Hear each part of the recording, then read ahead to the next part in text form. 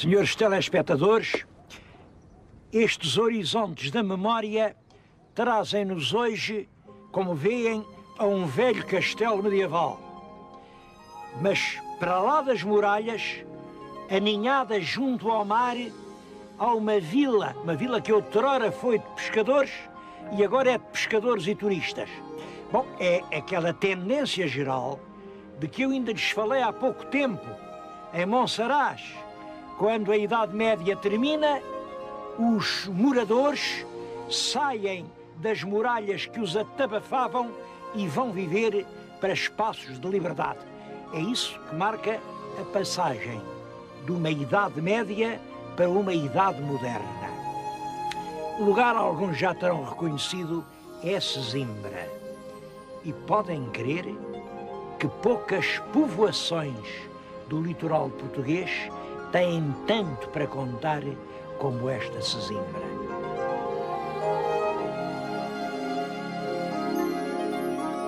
A população antiga acumulava-se aqui, dentro deste espaço fechado pelas muralhas. Depois foram-se embora, mas hoje o mesmo espaço está ocupado. Está ocupado é pelos mortos. Como veem atrás de mim, há a entrada para um cemitério. Este facto é curioso e vem no século XIX, quando as grandes reformas sanitárias do Costa Cabral proibiram de enterrar os corpos dentro das igrejas, porque é evidente que isso, enfim, era um fator contra a saúde pública. Mas as pessoas reagiram muito. Então agora como é que se faz? Vamos enterrar como cães aí por essas barrocas da serra? E então, em mais de um caso, foram para o espaço que consideravam mais sagrado depois do interior das igrejas. Esse espaço era precisamente o chão abandonado dos antigos castelos.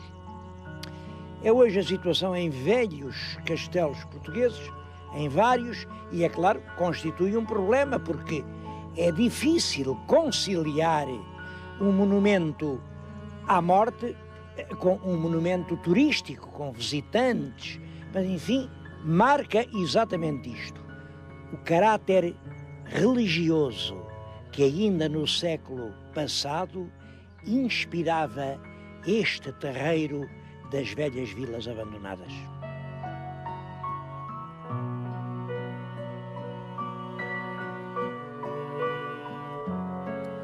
Esta região de Sesimbra está aqui marcada no mapa junto de mim. É uma região que tem sinais de vida desde há muito, muito tempo. É uma das regiões portuguesas em que há maior densidade de pegadas dos dinossauros. Agora estou-lhes a mostrar exatamente as pedreiras do Avelino. Isto foi classificado agora há pouquíssimo tempo de monumento nacional. Foi classificado pelo Conselho de Ministros. Na altura em que lhes estou a dar a notícia, ainda nem saiu no Diário da República, mas vai sair e é justo. É justo. Bom, é claro, estas patadas que aqui puseram significam que há muito tempo passou por aqui um bando de dinossauros. Há quanto tempo? Bom, e eu agora é sobre essa coisa do tempo que lhes pedia que refletissem comigo. Os sábios dizem: há 140 milhões de anos. O meu telespectador experimente pensar o que são 140 milhões de anos. Cristo andou no mundo apenas há 20 séculos.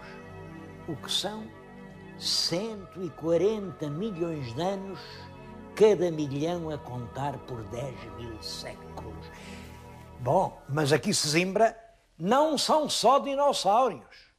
É o homem desde os primeiros clarões da civilização.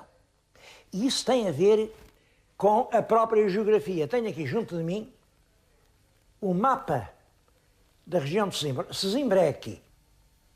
Reparem norte, sul e esta costa interpõe-se assim, cortando, portanto, a nortada.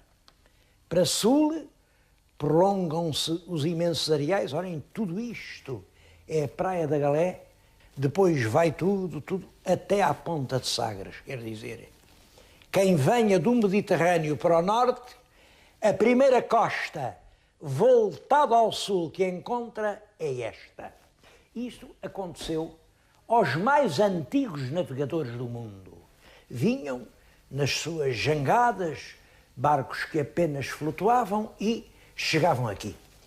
Por isso, aqui em Sesimbra, os vestígios arqueológicos são extremamente importantes. Estou-lhes a falar numa instalação provisória do Museu Arqueológico de Sesimbra. Lembro-me que este museu estava no castelo. Estava lá no castelo, mas numa casa cujo teto ia cair. Isto foi ali pelos anos 80. Então mudaram cá para baixo, puseram aqui num pavilhão provisório Este pavilhão já era velho quando cá puseram o museu, em 1982. Bom, estamos em 97, já lá vão 15 anos e ainda hoje o museu está aqui. Eu digo isto reconhecendo que as autoridades em Sesimbra fazem muito para conservar o passado da região. Bom, mas isto é um incitamento para que em breve haja um grande museu arqueológico em Sesimbra, porque Sesimbra merece. Aqui, neste pedaço de costa, junta-se documentos que vêm... Olhem, os mais antigos vestígios humanos que se encontram aqui têm cerca de 1.200.000 anos. É o mais antigo horizonte que a memória humana alcança para falarmos dos homens, esses sim, homens nossos antepassados.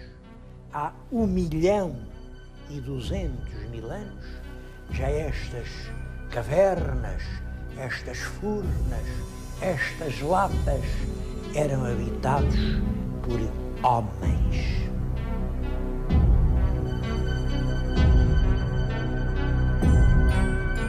Os vestígios mais antigos aqui nesta zona são do Homo erectus.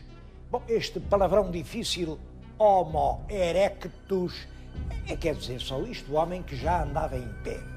Andava em pé como um homem e não de gatas como os bichos. E como é que nós sabemos que ele era um homem? É porque já tinha a inteligência para fabricar instrumentos. Os primeiros instrumentos fabricados pelo homem, eu tenho aqui um deles, pertence à coleção deste museu, é um seixo da praia em que eles partiram um dos lados de maneira que ficou com arestas cortantes. Com isto, eles, reparem, isto já serve de arma. É uma peça, em todo caso, que hoje revela que os homens de há 1 milhão de anos já sabiam fabricar instrumentos.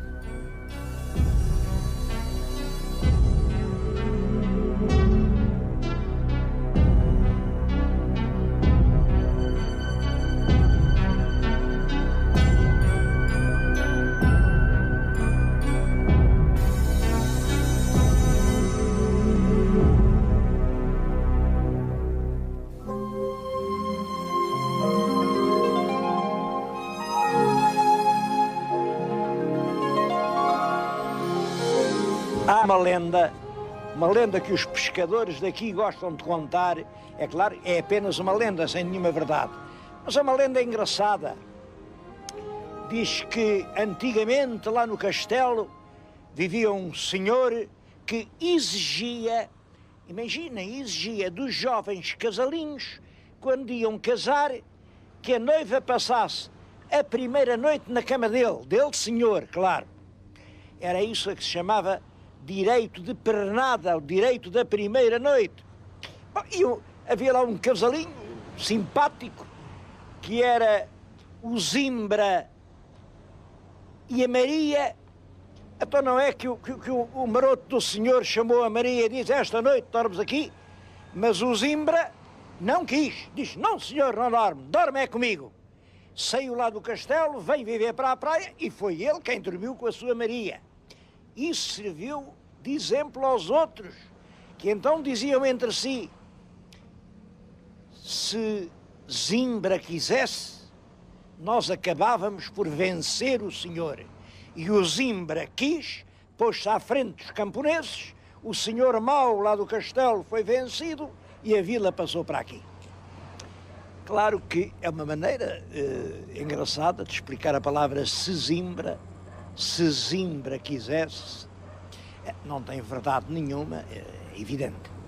Mas é certo que foi por uma decisão dos pescadores que a vila passou para aqui. Uma decisão que demorou muito tempo, porque este sítio aqui era perigoso. Olha, eu estou-lhes a falar agora, é o Forte de Santiago. Foi um forte posto aqui no século XVII, tem uma data, 1648, e foi posto aqui para justamente impedir os assaltos dos piratas. Este mar era um vespeiro, vinham piratas de toda a parte. Mal um camponês, um pescador punha aí uma cabana, saltavam-lhe em cima, não era só roubar-lhe a casa, era roubar-lhe a família. Já no tempo de Dom João V, em 1724 ou 25, vieram navios de mouros, assaltaram as cabanas e levaram, diz a notícia, levaram 6 donzelas. Bom, essas 6 donzelas, coitadas, não dormiram a primeira noite com os maridos, com certeza, porque foram levados para a terra dos mouros e foram feitas escravas. É verdade que a terra era um flagelo e que esta fortaleza de Santiago contribuiu muito para que aqui à volta se pudesse estabelecer uma vila, já uma vila de pedra e cal, com a Misericórdia.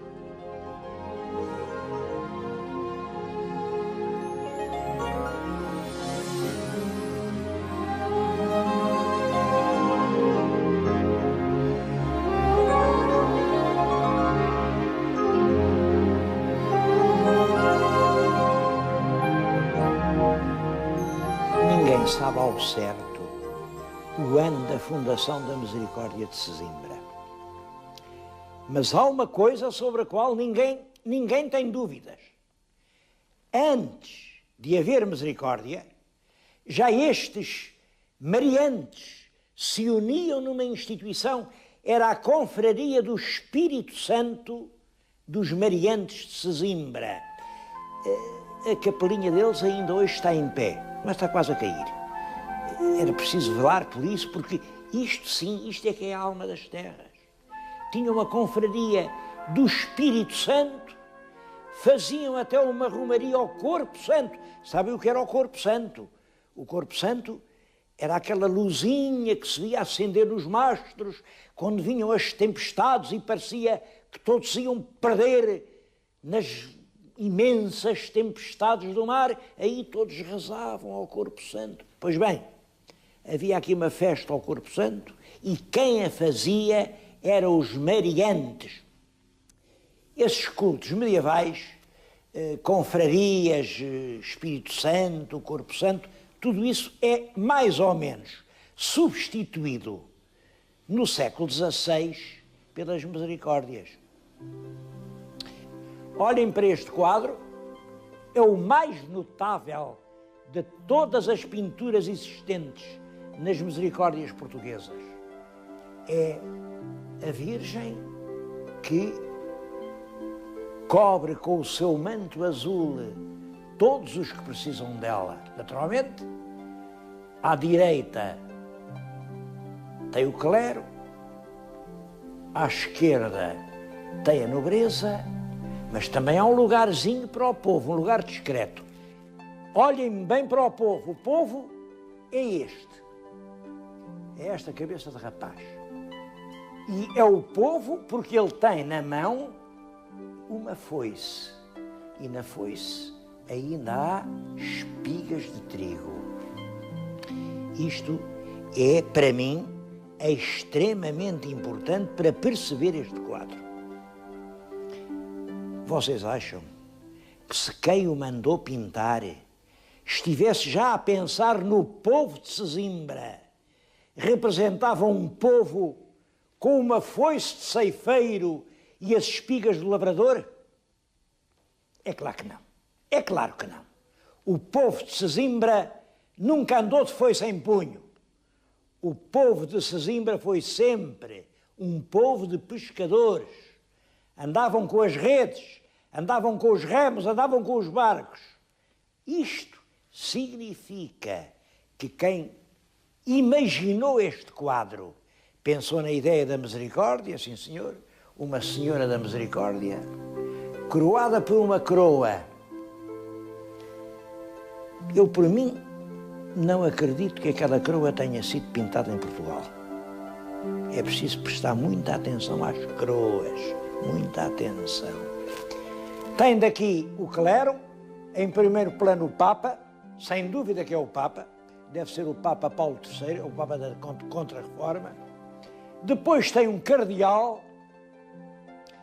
E quem é que era o cardeal que podia estar por detrás das misericórdias portuguesas? Eu não sei, estou a falar nisto, mas eu não sei. Agora, é certo que um cardeal fugido de Portugal, um homem do povo, da mais triste condição, nascido ali nas faldas da Serra da Alpedrinha, Dom Jorge da Costa, aconselhou sempre a rainha, a mulher de Dom João II, depois a viúva de Dom João II. As pessoas às vezes nem se lembram disto. Dom Jorge da Costa era pároco de uma igreja em Roma que era a Senhora do Pópulo. Pópulo. Quando a rainha Dona Leonor fez a Igreja das Caldas, consagrou a igreja à Senhora do Pópulo. É evidente que o cardeal de Alpedrinha é uma das figuras mais importantes na inspiração das misericórdias portuguesas. Bom, deste lado está a nobreza. A nobreza começa aqui por um imperador. Esta coroa é uma coroa de imperador. Ora, imperador, neste período, só pode ser o Carlos V. Depois está um rei. Rei, nesta altura, só pode ser o Dom João III. Depois está uma rainha, não sei, talvez seja a rainha Dona Catarina, não sabemos. Não sabemos nada. Não sabemos quem pintou o quadro, não sabemos quem são as figuras, não sabemos coisa nenhuma. Eu sei que há muitos livros que dizem ali, isto é. Eu acho que o mais bonito, quando a gente não sabe, é dizer simplesmente que não sabe. Uma coisa é certa, a principal obra de pintura do rico património das misericórdias portuguesas é esta. Está aqui na Misericórdia de Sesimbra.